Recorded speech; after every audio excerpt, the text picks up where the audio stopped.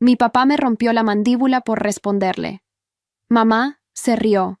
Eso es lo que obtienes por ser inútil. Sentí el crujido del hueso antes de sentir el dolor. La sangre comenzó a gotear sobre el mantel blanco que mi abuela había bordado a mano, formando pequeñas flores rojas que se expandían lentamente. Mi padre, Ernesto Montero, sacudió su mano como si hubiera tocado algo sucio. Mi madre, Patricia, soltó una carcajada mientras servía más vino en su copa. Eso es lo que obtienes por ser inútil, dijo, brindando hacia mí mientras yo me desplomaba de la silla. Mi hermano Joaquín ni siquiera levantó la mirada de su plato, continuando metódicamente con su cena como si nada hubiera ocurrido. El silencio en el comedor solo era interrumpido por el tintineo de los cubiertos y el sonido húmedo de mi respiración entrecortada. Nadie me ayudó. Nadie llamó a una ambulancia. Con la mandíbula destrozada y la boca llena de sangre y fragmentos de dientes, me arrastré fuera del comedor mientras escuchaba a mi madre preguntar si alguien quería postre. «Esta niña siempre tan dramática», comentó mi padre, provocando otra ronda de risas. Me miré en el espejo del baño, con mi rostro deformado e irreconocible, y algo dentro de mí finalmente se quebró. Fue entonces cuando tomé la decisión que cambiaría nuestras vidas para siempre. Mi familia acababa de firmar su sentencia. Hoy, 3 años después, observo a mi padre desde el otro lado de la sala del tribunal mientras el juez lee la sentencia. 15 años de prisión por fraude fiscal, abuso infantil y violencia doméstica. Mi madre, sentada detrás de él, ha envejecido décadas en solo unos meses. Mi hermano no está presente. Está cumpliendo su propia condena en otra instalación. La justicia ha llegado, finalmente, pero el camino hasta aquí estuvo pavimentado con sangre, traición y un tipo de venganza que nadie en mi familia creyó posible. Nuestra casa siempre había sido un monumento a las apariencias. Desde fuera, éramos la familia perfecta.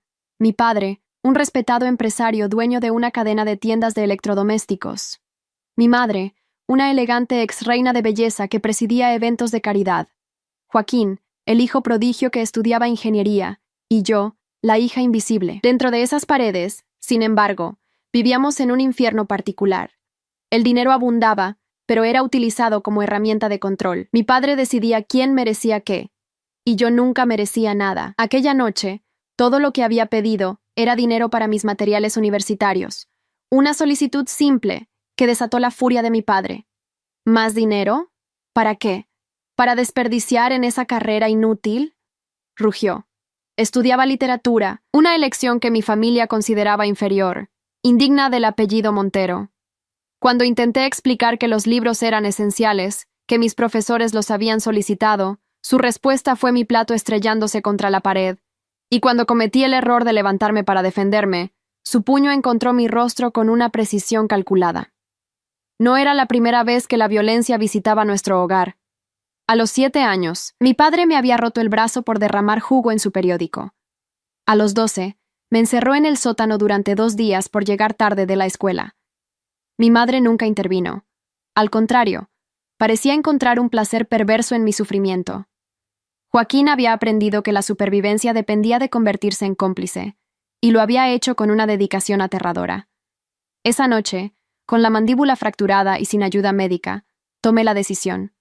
Me iría, pero no sin asegurarme de que pagaran por cada moretón, por cada hueso roto, por cada humillación. Tenía 19 años y nada que perder. Esperé hasta la madrugada. A las 3:17 a.m., con la casa en silencio, tomé los pocos ahorros que había logrado esconder y una mochila con lo esencial. Antes de irme, entré sigilosamente al despacho de mi padre. Sabía exactamente lo que buscaba.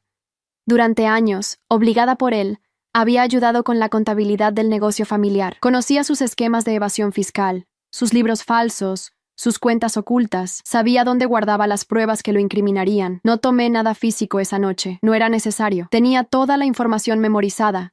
Cada detalle grabado en mi mente como las cicatrices en mi cuerpo. Mi única aliada, mi profesora de literatura, la señora Vega, me había ofrecido su ayuda meses atrás, cuando notó mis moretones. «Cuando estés lista», me había dicho, deslizándome un papel con su dirección. Esa noche finalmente estaba lista. Los primeros meses fueron de pura supervivencia. La señora Vega me acogió temporalmente mientras buscaba trabajo y un lugar propio. Encontré empleo como cajera en un supermercado. Continué mis estudios en la universidad pública y alquilé una habitación minúscula en un apartamento compartido. Cada peso que ganaba representaba un paso más lejos de ellos y un paso más cerca de mi venganza. Mi familia no hizo ningún esfuerzo por encontrarme. No hubo llamadas, ni denuncias por desaparición, ni búsquedas. Para ellos, simplemente había dejado de existir, como un mueble viejo que se desecha sin remordimientos. Eso debería haberme dolido, pero fue liberador. Podía planear sin interferencias. 6 meses después de mi huida, mientras atendía la caja registradora, una voz familiar heló mi sangre. «¿Así que aquí es donde terminaste?» Era Joaquín, con su sonrisa torcida y mirada fría. «Papá tenía razón. Eres patética». Me quedé paralizada mientras él continuaba. «Vengo a darte un mensaje de papá. Dice que si alguna vez hablas sobre nuestra familia, te encontrará y terminará lo que empezó con tu mandíbula». Dejó caer un billete sobre el mostrador. «Quédate con el cambio. Parece que lo necesitas». Esa amenaza fue el catalizador que necesitaba. Al día siguiente, contacté a un abogado especializado en casos de fraude fiscal y abuso doméstico. Le conté mi historia, le mostré mis cicatrices y le ofrecí mi conocimiento sobre las operaciones ilegales de mi padre. No pedí inmunidad ni recompensa, solo justicia. Lo que no esperaba era que mi venganza apenas estaba comenzando, y que el dinero que mi padre tanto adoraba sería el instrumento de su caída. Mi abogado, el licenciado Ramírez, escuchó mi historia con una expresión que oscilaba entre la incredulidad y la indignación profesional. Mientras detallaba los esquemas financieros de mi padre, sus ojos se ensancharon. «Tu padre ha estado operando uno de los sistemas de evasión fiscal más sofisticados que he visto», comentó, tomando notas frenéticamente. «Pero necesitamos pruebas concretas, Gabriela. Tu testimonio es poderoso, pero no suficiente». Le expliqué que durante años mi padre me había obligado a ayudarle con la contabilidad de sus tiendas. «Tengo todo aquí», dije, señalando mi cabeza. Podía recordar cada transacción falsa, cada proveedor fantasma, cada cuenta en el extranjero. El dinero siempre había sido la obsesión de mi padre, su verdadero amor, y sería su perdición. «También está el abuso», continuó Ramírez. «La violencia doméstica es un delito grave. ¿Tienes alguna prueba médica?» «Nunca me permitieron ir al hospital», respondí amargamente. «Pero tengo esto». Saqué mi teléfono y mostré las fotografías que había tomado secretamente durante años. Mi brazo en un ángulo imposible cuando tenía 7 años. Mi espalda cubierta de marcas de cinturón a los 10. Mi ojo tan hinchado que no podía ver a los 15. Y finalmente, mi mandíbula destrozada, la última noche en esa casa. Había documentado todo meticulosamente, sabiendo que algún día necesitaría estas pruebas. Ramírez palideció al ver las imágenes. «Esto es sistemático», murmuró. «¿Tu madre sabía?» «Mi madre sostenía la cámara a veces», respondí con una calma que me sorprendió a mí misma. Le parecía divertido tener un álbum de disciplina, así lo llamaba. El plan que desarrollamos era meticuloso. Primero, presentaríamos una denuncia formal contra mi padre por evasión fiscal, proporcionando suficiente información para que las autoridades iniciaran una investigación. Simultáneamente, presentaríamos cargos por abuso infantil y violencia doméstica. La estrategia era simple: atacar lo que mi padre más valoraba, su dinero y su reputación. Una semana después, recibí una llamada de la señora Vega. «Gabriela, tu hermano te está buscando», me advirtió con preocupación. «Vino a la universidad preguntando por ti. Parecía peligroso». La noticia no me sorprendió. Joaquín siempre había sido el ejecutor de mi padre. «¿Le dijo a alguien dónde encontrarme?», pregunté. «No, pero está preguntando a todos. Es cuestión de tiempo». Esa noche, mientras regresaba a mi pequeño apartamento, sentí que me seguían. Aceleré el paso, aferrándome a mi bolso donde llevaba una copia de todas las pruebas que había entregado a Ramírez. Al doblar una esquina, una mano fuerte me agarró del brazo y me arrastró hacia un callejón. Era Joaquín. «¿Qué has hecho, estúpida?», siseó, apretando mi brazo hasta que sentí que los huesos podrían romperse nuevamente. «Hay agentes fiscales en las tiendas. Están revisando todos los libros». «Suéltame», exigí, sorprendiéndome con mi propia firmeza. «Papá está furioso. Dice que te van a encontrar y te va a hacer desear no haber nacido». Su rostro estaba tan cerca del mío que podía oler el alcohol en su aliento. «Pero yo te encontré primero». Lo que Joaquín no sabía era que yo ya no era la misma chica asustada que había huido hace meses. Había estado tomando clases de defensa personal, preparándome para este momento. Con un movimiento rápido, le di un rodillazo en la entrepierna, y cuando se dobló de dolor, rocié gas pimienta directamente en sus ojos, un pequeño aerosol que ahora llevaba siempre conmigo. Mientras él gritaba y se revolcaba en el suelo, saqué mi teléfono y comencé a grabar. Repite lo que acabas de decir, Joaquín, sobre lo que papá me hará. Entre maldiciones y amenazas, mi hermano repitió todo. Las amenazas, la confirmación de los abusos pasados, incluso detalles sobre los esquemas financieros que yo no conocía. Era como si, en su furia, hubiera olvidado que cada palabra lo incriminaba más a él y a mi padre. Gracias por tu confesión, dije finalmente, deteniendo la grabación. Ya puede salir, licenciado Ramírez. Mi abogado emergió de las sombras con 2 policías. Habíamos anticipado que Joaquín me buscaría, y habíamos preparado esta trampa cuidadosamente. Mientras esposaban a mi hermano, su rostro reflejó por primera vez algo que nunca había visto en él: miedo. La investigación se aceleró dramáticamente después de ese incidente. Con la confesión inadvertida de Joaquín, las autoridades obtuvieron órdenes de allanamiento para las oficinas centrales de las tiendas de mi padre y nuestra casa familiar. Lo que encontraron superó incluso mis expectativas. Además de la evidencia de fraude fiscal por millones de pesos, descubrieron un sistema elaborado de sobornos a funcionarios públicos. Pero lo más perturbador fue lo que hallaron en el estudio privado de mi madre: el infame álbum de disciplina, meticulosamente organizado y etiquetado con fechas, infracciones y castigos. Algunas fotografías se remontaban a cuando yo tenía apenas 3 años. La traición familiar que había experimentado durante toda mi vida quedaba ahora expuesta para que todo el mundo la viera. Los periódicos locales publicaron la historia: empresario respetado acusado de fraude masivo y abuso infantil. La familia perfecta de los Montero se desmoronaba ante los ojos de la comunidad que tanto habían engañado. Mi padre fue arrestado en su oficina, esposado y sacado frente a sus empleados. Mi madre intentó huir, pero fue detenida en el aeropuerto con una maleta llena de joyas y dinero en efectivo. Joaquín ya estaba bajo custodia, enfrentando cargos por amenazas, agresión y complicidad en los delitos de mi padre. Cuando la policía registró la habitación de Joaquín, encontraron algo que me heló la sangre: un mapa detallado de mis movimientos diarios, fotografías mías tomadas sin mi conocimiento, y un cuchillo de caza con mi nombre grabado en la hoja. Mi hermano no solo había venido a amenazarme, había venido a silenciarme permanentemente. Las semanas siguientes fueron un torbellino de declaraciones, audiencias preliminares y preparativos para el juicio. Me mudé nuevamente, esta vez a un lugar seguro proporcionado por una organización de apoyo a víctimas. Ramírez me aseguró que con la evidencia que teníamos, más mi testimonio, teníamos un caso sólido. Pero debes estar preparada, me advirtió. Tu familia contratará a los mejores abogados. Intentarán desacreditarte, hacerte parecer inestable o mentirosa. Será duro, no se equivocaba. La primera estrategia de la defensa fue presentarme como una hija resentida que había fabricado acusaciones para vengarse porque mis padres no aprobaban mi estilo de vida. Insinuaron que yo tenía problemas mentales, que las fotografías de mis lesiones eran autoinfligidas o resultado de accidentes que yo había tergiversado. La audiencia donde testifiqué fue la más difícil. Tuve que revivir cada abuso, cada humillación, frente a un tribunal lleno de extraños y frente a mis abusadores. La abogada de mi padre, una mujer elegante con una voz cortante como el hielo, me atacó sin piedad. Señorita Montero, ¿no es cierto que usted siempre estuvo celosa del éxito de su hermano?, preguntó con fingida simpatía. No, respondí simplemente. ¿Y no es cierto que usted robó dinero de las cuentas de su padre antes de irse de casa? No, repetí, manteniendo mi voz firme, aunque por dentro temblaba. ¿Cómo explica entonces que hubiera un retiro de 50,000 pesos el día que usted desapareció? Miré directamente a mi padre, que sonreía con suficiencia desde la mesa de la defensa. Ese dinero lo retiró mi padre, respondí.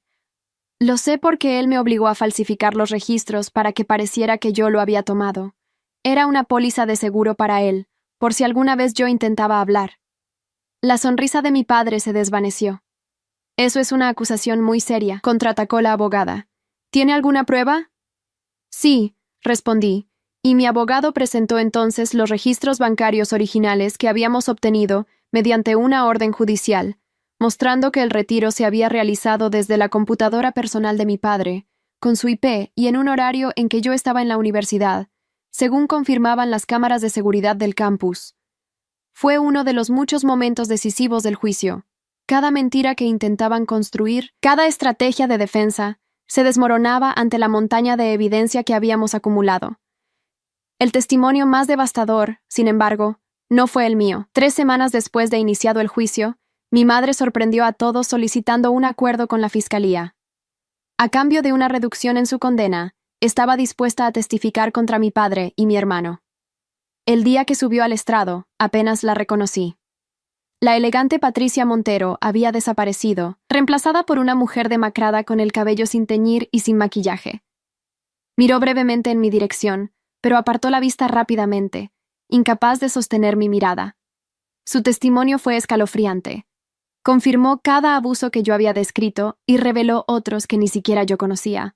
Describió cómo mi padre había planeado deliberadamente accidentes para cobrar seguros, cómo había manipulado pruebas y sobornado testigos en casos anteriores, cómo había discutido abiertamente con Joaquín la posibilidad de silenciarme permanentemente si yo alguna vez hablaba. ¿Por qué permitió esto, señora Montero?, preguntó el fiscal, dando voz a la pregunta que había atormentado mi vida entera. Mi madre miró sus manos. Al principio fue miedo, confesó. Ernesto me golpeaba a mí también, antes de que nacieran los niños. Después, no lo sé. Me acostumbré. Era más fácil ser cómplice que víctima. ¿Y el álbum de fotografías? ¿También fue por miedo? Mi madre negó con la cabeza, y por primera vez en el juicio, vi lágrimas en sus ojos. No, admitió en voz casi inaudible. Eso fue por crueldad. Me convertí en lo que más temía. Cuando terminó su testimonio, mi padre estaba lívido de furia. Lo vi susurrar algo a su abogada, quien inmediatamente solicitó un receso para consultar con su cliente. Al regresar, anunciaron que querían discutir un posible acuerdo con la fiscalía. Demasiado tarde, respondió el fiscal. La oferta era para quien hablara primero. Su esposa se le adelantó. El juicio continuó 2 semanas más, exponiendo cada detalle sórdido de la doble vida de los Montero. Finalmente, llegó el día del veredicto. El jurado había deliberado por apenas 3 horas, un signo que Ramírez interpretó como favorable para nosotros. Las deliberaciones cortas suelen significar unanimidad, explicó. Mientras el juez entraba en la sala, busqué en mi interior algún rastro de la niña aterrorizada que había sido. No la encontré. En su lugar había una mujer que había sobrevivido, que había luchado, que había ganado. En el caso del Estado contra Ernesto Montero, este tribunal lo encuentra culpable de todos los cargos. Un murmullo recorrió la sala. En el caso del Estado contra Patricia Montero, este tribunal la encuentra culpable de complicidad en abuso infantil, obstrucción de la justicia y fraude fiscal. Mi madre agachó la cabeza. En el caso del Estado contra Joaquín Montero, este tribunal lo encuentra culpable de todos los cargos, incluyendo conspiración para cometer homicidio. Mi hermano golpeó la mesa con los puños, teniendo que ser contenido por los guardias. El juez continuó con las sentencias. Mi padre, 15 años sin posibilidad de libertad condicional antes de 10, más una multa equivalente al doble del dinero defraudado. Mi madre, 8 años, con posibilidad de libertad condicional después de 3, gracias a su cooperación. Joaquín, 12 años, sin posibilidad de libertad condicional antes de 7. Mientras los oficiales se llevaban a mi familia, mi padre se giró hacia mí. Por un momento, vi en sus ojos el mismo odio frío que había visto toda mi vida.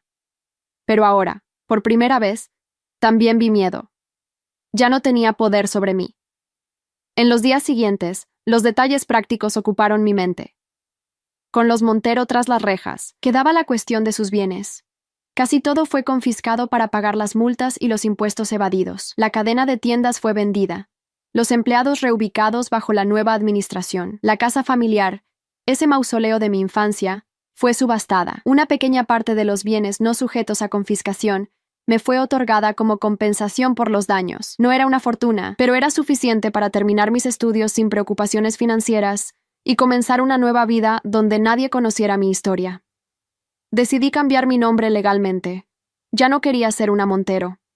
Elegí el apellido de mi abuela materna, la única persona de mi familia extendida que había mostrado algo parecido al amor hacia mí, aunque hubiera fallecido cuando yo era pequeña. Me convertí en Gabriela Durán, estudiante de literatura, sobreviviente. 3 años después, mientras observo a mi padre escuchar su sentencia confirmada en apelación, me pregunto si valió la pena. El camino hasta aquí ha sido brutal. Las pesadillas aún me visitan. Las cicatrices, tanto físicas como emocionales, permanecen. Pero por primera vez en mi vida, soy libre. libre del miedo, libre de la violencia, libre de la sombra constante de mi apellido. Cuando salgo del tribunal por última vez, el sol primaveral calienta mi rostro. Respiro profundamente, saboreando el aire limpio y la ausencia de miedo. En mi bolso llevo el manuscrito de mi primera novela, recientemente aceptada por una editorial. Es una historia de supervivencia, no muy diferente a la mía, aunque los nombres y lugares han sido cambiados. Mi teléfono vibra con un mensaje de Daniel, el hombre que conocí en mi grupo de apoyo para sobrevivientes de abuso, ahora mi prometido. ¿Todo bien?, pregunta. Todo terminó, respondo. Voy a casa. Casa, una palabra que durante años no significó seguridad sino terror. Ahora es un pequeño apartamento lleno de libros, con ventanas que dejan entrar mucha luz y puertas que solo se cierran cuando yo lo decido. Mientras camino hacia la parada del autobús, veo a una mujer llorando en un banco. Sin pensarlo, me siento a su lado. Tiene un moretón en la mejilla que intenta cubrir con maquillaje, pero reconozco los signos porque los he vivido. ¿Estás bien?, le pregunto suavemente. Ella me mira sobresaltada. Luego baja la vista. Es complicado, murmura. Saco una tarjeta de mi bolsillo, una que llevo siempre conmigo. Es del centro de apoyo a víctimas que me ayudó. No tiene que seguir siendo complicado, le digo, ofreciéndole la tarjeta. Hay salida. La mujer duda, pero finalmente toma la tarjeta. Nuestros dedos se rozan brevemente, y siento una conexión. El reconocimiento silencioso entre sobrevivientes. ¿Cómo lo sabes?, me pregunta, con una chispa de esperanza asomando a través del miedo en sus ojos. Sonrío ligeramente, tocando instintivamente la cicatriz en mi mandíbula, ahora apenas visible. Porque yo encontré la mía. Mientras el autobús se acerca, le doy mi número personal. No sé si me llamará, pero he plantado una semilla. A veces, eso es todo lo que se necesita. Saber que alguien más lo logró, que la libertad es posible. Mi padre me rompió la mandíbula por responderle. Mi madre se rió. Eso es lo que obtienes por ser inútil. Pero hoy, soy yo quien tiene la última palabra. Mi familia pensó que el dinero y el poder los protegerían siempre, que la justicia no los alcanzaría. Se equivocaron. Mi nombre es Gabriela Durán. Sobreviví para contarlo. Y mi historia apenas comienza. 3 años han pasado desde el juicio que cambió mi vida. La transición de víctima a sobreviviente no ha sido fácil ni lineal. Hay días en que me despierto sobresaltada, creyendo escuchar los pasos de mi padre en el pasillo. Noches en que sueño con Joaquín y su cuchillo grabado. Momentos en que un ruido fuerte me hace encogerme instintivamente, preparándome para un golpe que ya no llegará. La terapia ha sido mi salvavidas. Mi terapeuta, la doctora Luisa Campos, me ha enseñado que la curación no significa olvidar, sino integrar lo sucedido en una narrativa más amplia de mi vida. Tu historia no comienza ni termina con el abuso, me recuerda a menudo. Es un capítulo oscuro, pero no es el libro completo. Mi novela, Huesos de Cristal, se publicó 6 meses después del juicio y causó sensación en el mundo literario. Aunque presentada como ficción, muchos reconocieron las similitudes con el caso Montero, que había captado la atención nacional. Los críticos elogiaron su honestidad brutal y su prosa incisiva. Se convirtió en un éxito inesperado, traduciéndose a varios idiomas. El éxito trajo consigo nuevos desafíos. Periodistas querían entrevistas, productores de cine se interesaron en los derechos.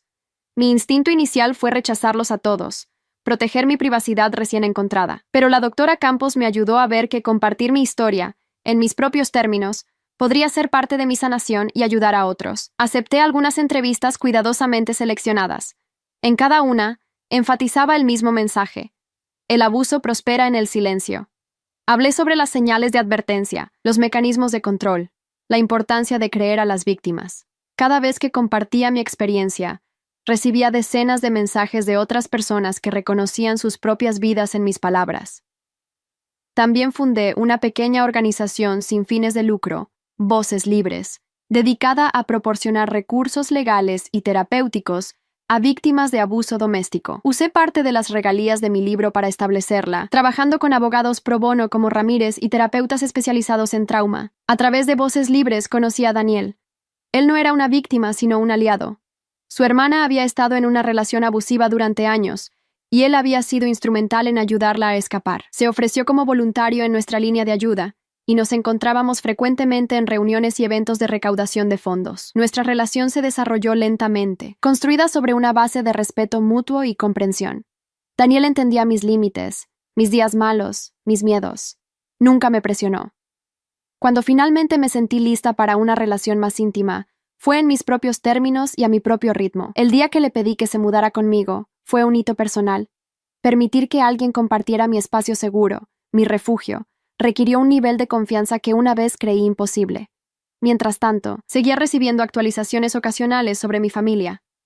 Mi padre intentó apelar su condena varias veces, sin éxito. Durante su segundo año en prisión, fue atacado por otros reclusos que habían descubierto la naturaleza de sus crímenes. Los abusadores de niños ocupan el escalón más bajo en la jerarquía carcelaria. Sobrevivió, pero pasó semanas en la enfermería. Mi madre se adaptó mejor a la vida carcelaria. Comenzó a asistir a terapia, aparentemente tratando de entender sus propias acciones. Me escribió varias cartas, cada una más desesperada que la anterior, pidiendo perdón, explicaciones, una segunda oportunidad. Las leí todas, pero no respondí. Algunas heridas son demasiado profundas para sanar con palabras escritas en papel de prisión. Joaquín fue el más volátil. Acumuló infracciones disciplinarias, pasó tiempo en aislamiento y eventualmente fue trasladado a una instalación de máxima seguridad después de atacar a otro interno. No mostró remordimiento ni reflexión, solo una rabia impotente contra el mundo y especialmente contra mí. Me enviaba amenazas veladas a través de otros reclusos, lo suficientemente ambiguas para evitar sanciones, pero lo bastante claras para que yo entendiera el mensaje. Algún día saldría, y no había olvidado. La policía y el sistema penitenciario tomaron estas amenazas en serio. Me ofrecieron protección adicional y me mantuvieron informada sobre cualquier cambio en el estatus de Joaquín. A pesar de todo, me negué a vivir con miedo. Si lo hiciera, le expliqué a Daniel una noche, él seguiría controlándome, incluso desde su celda. El día que recibí la notificación sobre la primera audiencia de libertad condicional de mi madre, 3 años después de su encarcelamiento, sentí un torbellino de emociones contradictorias. No quería verla, pero sentía que debía estar presente, testificar sobre el impacto duradero de sus acciones. La noche anterior a la audiencia, tuve una pesadilla vívida. Estaba de nuevo en el comedor familiar, con sangre goteando sobre el mantel blanco mientras mi madre reía. Me desperté empapada en sudor, con Daniel sosteniendo mis manos y murmurando palabras tranquilizadoras. No tienes que ir, me recordó. Puedes enviar una declaración escrita. Tengo que mirarla a los ojos, respondí. No por ella, sino por mí. La audiencia fue en una sala pequeña y austera dentro del complejo penitenciario. Mi madre entró escoltada por un guardia, vestida con el uniforme gris de la prisión. Se veía mayor, más delgada, con el cabello completamente blanco ahora. Cuando me vio, se detuvo por un momento, como si no esperara realmente que yo estuviera allí. La Junta de Libertad Condicional revisó su caso, su comportamiento ejemplar en prisión, su participación en programas de rehabilitación, las cartas de apoyo de capellanes y consejeros penitenciarios. Todo indicaba que Patricia Montero había cambiado. Cuando llegó mi turno de hablar, me levanté lentamente. Había ensayado lo que diría, pero al enfrentarme a mi madre, las palabras preparadas parecieron inadecuadas. Durante 19 años, comencé, viví con miedo constante en mi propio hogar. Mi madre no solo permitió el abuso, lo documentó, lo celebró. Cada noche me iba a dormir preguntándome si esa sería la vez que el castigo iría demasiado lejos, si sobreviviría hasta la mañana. Mi voz se quebró ligeramente, pero me obligué a continuar. El impacto no terminó cuando escapé, ni cuando ellos fueron a prisión. Vivo con estrés postraumático. Tengo pesadillas. Hay días en que no puedo salir de casa porque el miedo me paraliza. Este es el legado que mis padres me dejaron. Miré directamente a mi madre, que tenía la cabeza inclinada, lágrimas silenciosas rodando por sus mejillas. No estoy aquí para pedir que se le niegue la libertad condicional. La rehabilitación debería ser posible para todos.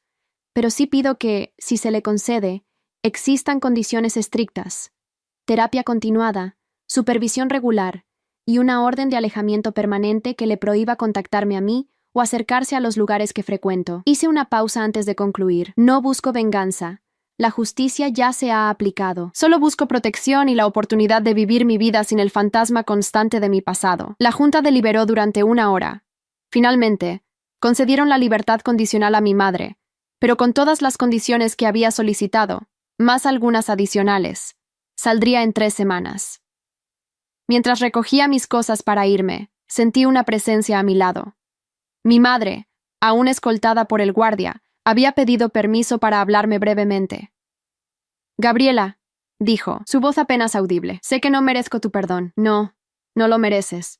Respondí simplemente. Lo que hice, lo que permitimos que te pasara.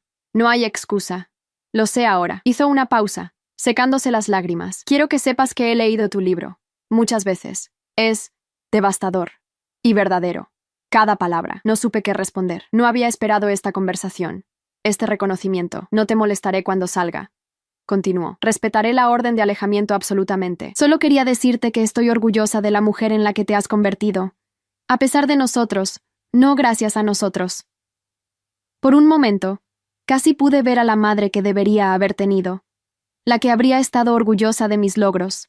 La que me habría protegido en lugar de contribuir a mi tormento.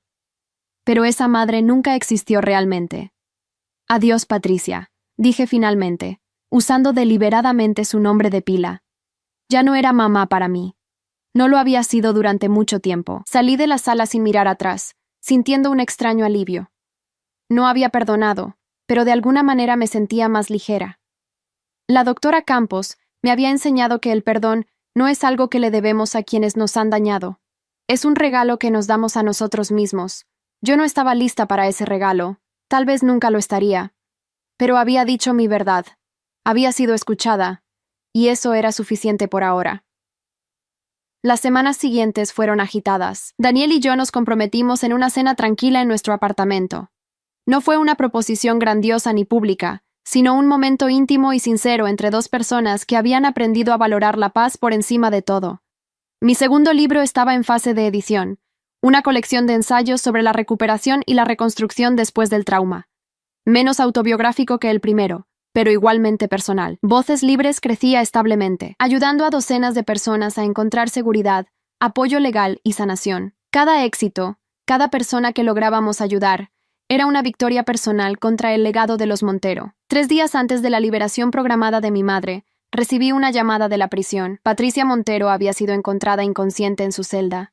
Una sobredosis de medicamentos acumulados durante semanas. Dejó una nota. La libertad sin redención no es libertad en absoluto. Gabriela, lo siento. Esta vez, de verdad. Sobrevivió, pero quedó con daño cerebral permanente. Fue trasladada a un centro de cuidados de largo plazo, donde probablemente pasaría el resto de su vida. La libertad condicional quedó en suspenso indefinidamente. No sentí triunfo ni satisfacción ante esta noticia, solo un profundo cansancio. El ciclo de destrucción de los Montero continuaba, solo que ahora Patricia había vuelto su violencia contra sí misma. Decidí no visitarla. Algunos capítulos necesitan cerrarse completamente. 1 año después, recibí una notificación más sobre Joaquín. Había estado involucrado en una pelea grave en prisión y enfrentaba cargos adicionales que extenderían significativamente su sentencia. El mensaje era claro. Mi hermano probablemente pasaría la mayor parte de su vida adulta tras las rejas. Mi padre, mientras tanto, había enfermado gravemente. Un cáncer agresivo, detectado demasiado tarde. Los médicos le daban meses, quizás semanas. A través de su abogado, solicitó verme una última vez. Rechacé la petición sin dudarlo. Algunas puertas deben permanecer cerradas. En cambio, me concentré en mi futuro. Daniel y yo nos casamos en una ceremonia pequeña e íntima, rodeados solo por amigos cercanos. Mi familia ahora consistía en personas que había elegido, amigos leales, colegas comprometidos con las mismas causas, mi terapeuta que se había convertido en mentora, el abogado Ramírez que ahora era consejero legal de Voces Libres. En mi muñeca, el día de la boda, llevaba un brazalete con una inscripción: de los huesos rotos crecen alas. Era un regalo de la señora Vega, quien había sido mi primer refugio, y ahora era una de mis más queridas amigas. La noticia de la muerte de mi padre llegó 3 meses después de mi boda. Falleció solo en la enfermería de la prisión, sin visitas ni despedidas. El abogado Ramírez me informó que, sorprendentemente, Ernesto Montero había cambiado su testamento en sus últimos días. Los pocos bienes que le quedaban, principalmente una pequeña propiedad en las afueras de la ciudad que había estado a nombre de un primo y por tanto había escapado a la confiscación, me los había dejado a mí. Mi primera reacción fue rechazar la herencia. No quería nada de él, ni siquiera esto que parecía un intento de último momento por comprar perdón o aliviar su culpa. Piénsalo bien, me aconsejó Ramírez. Podrías vender la propiedad y donar el dinero a tu fundación, convertir algo nacido del mal en una fuerza para el bien. Después de meditarlo, decidí seguir su consejo. La propiedad se vendió por una suma considerable que permitió a Voces Libres expandir sus servicios, abriendo un pequeño refugio de emergencia para víctimas que necesitaban escapar inmediatamente de situaciones peligrosas. En la inauguración del refugio, decidimos no poner ningún nombre en el edificio para proteger la privacidad de sus residentes, pero en una pequeña placa dentro de la oficina principal coloqué una dedicatoria para todas las voces silenciadas.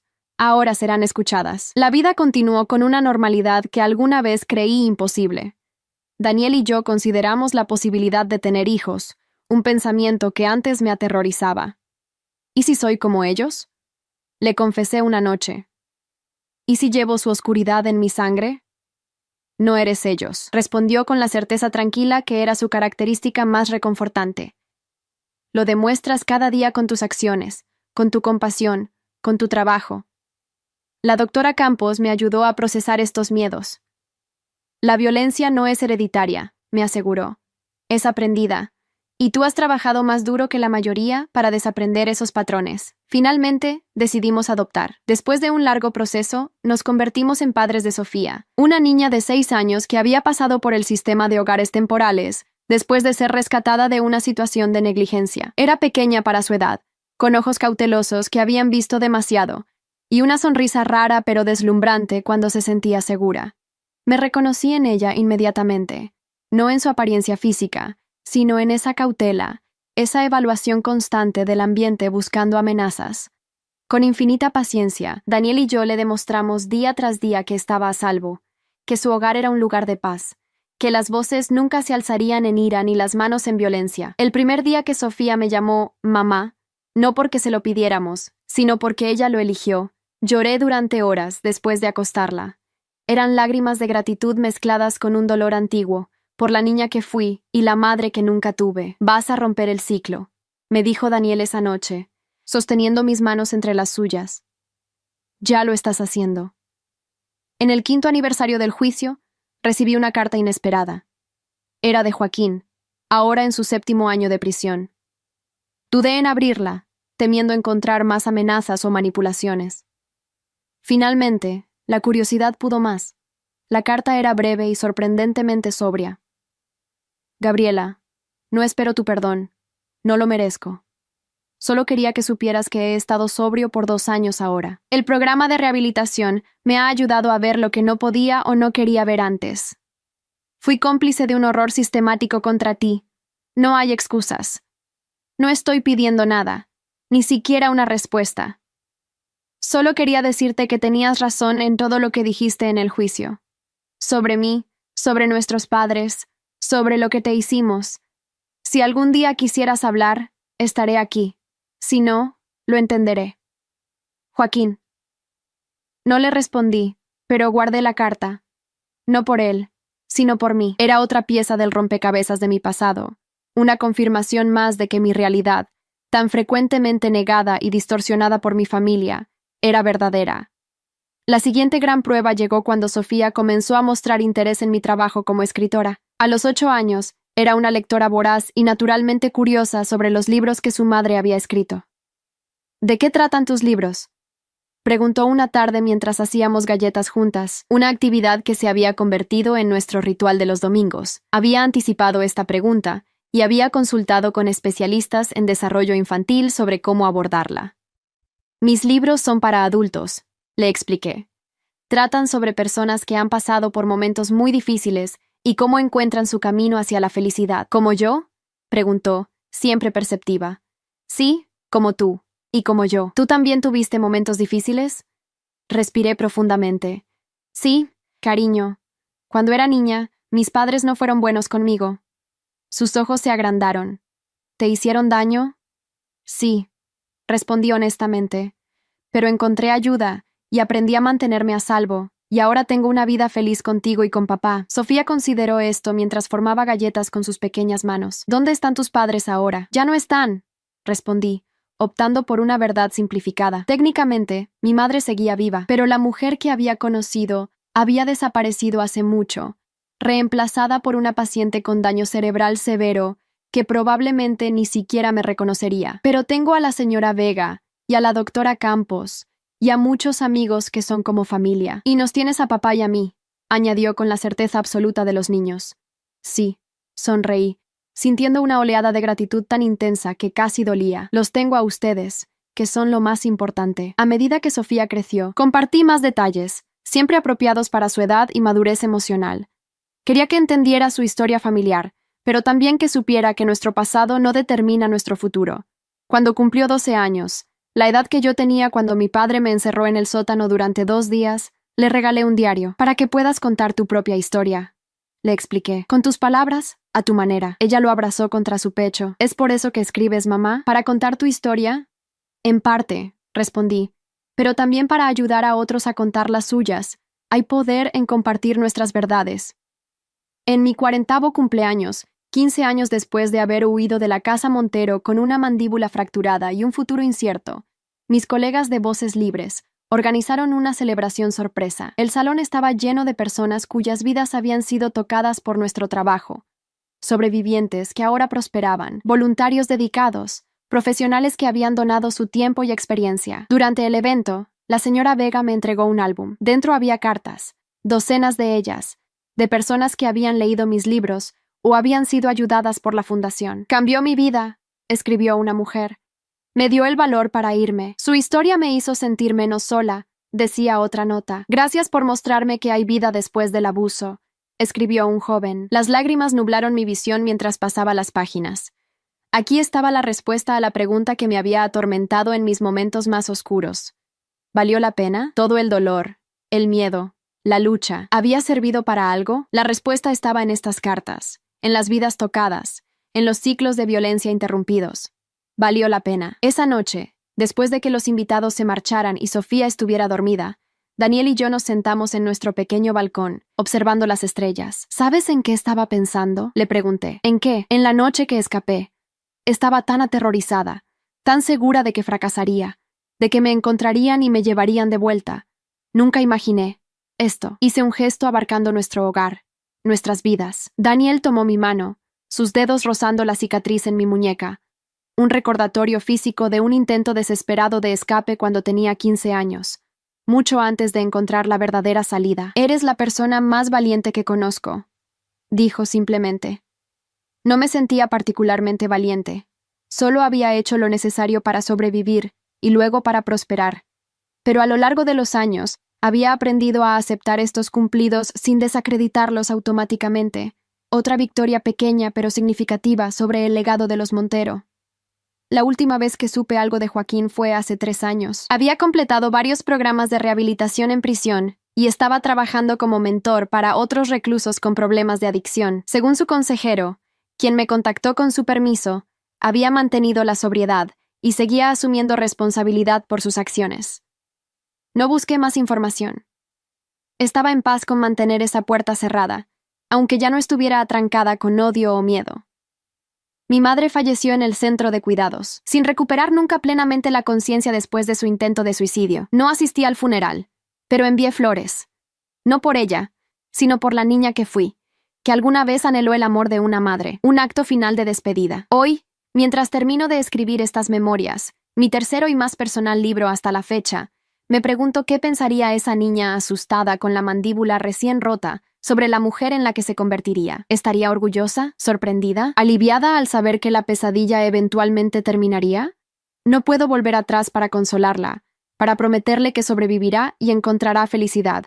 Pero puedo honrarla continuando el trabajo que ha dado significado a mi vida. Puedo criar a mi hija con el amor y respeto que merecía. Puedo usar mi voz, tan a menudo silenciada, para hablar por aquellos que aún no pueden hablar por sí mismos. Mi padre me rompió la mandíbula por responderle. Mi madre se rió. Eso es lo que obtienes por ser inútil.